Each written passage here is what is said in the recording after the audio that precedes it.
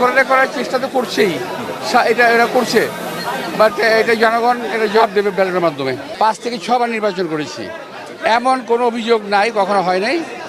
এখন উনি যে অভিযোগ তো প্রথম থেকে দিয়ে আসতেছে, দিতে পারে।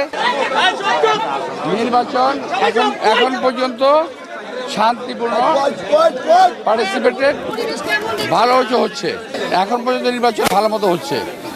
এখন বাজে 12:40 পর্যন্ত আমি দেখে গেলাম এখানে নির্বাচন সুষ্ঠু এবং সুন্দর হচ্ছে।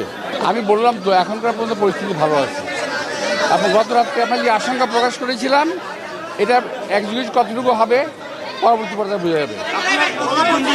বলে গেছে এই কেন্দ্রে নাকি তার এজেন্ট ঢুকতে দেওয়া হয়নি কয়েক ঘন্টা, এবং কি হয়েছে এটা উনি ভালো বলতে পারবেন ওনার প্রার্থী সম্পর্কে, আমি বলতে পারবো না, বিকজ আমি মাত্র কিছুক্ষণ আগে বেরিয়েছি।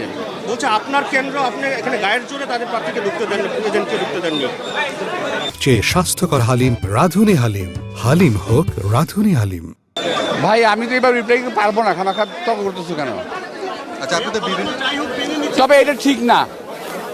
আমি এই এলাকায় এই যাবৎকাল 5 থেকে 6 বার নির্বাচন করেছি, এমন কোনো অভিযোগ নাই, কখনো হয় নাই। এখন উনি যে অভিযোগ তো প্রথম থেকে দিয়ে আসতেছে, দিতে পারে। আপনি কি মনে করছেন ভাই আসো যাবে প্লিজ, করে পরিস্থিতি ঘোলাটে করার চেষ্টা করা হচ্ছে?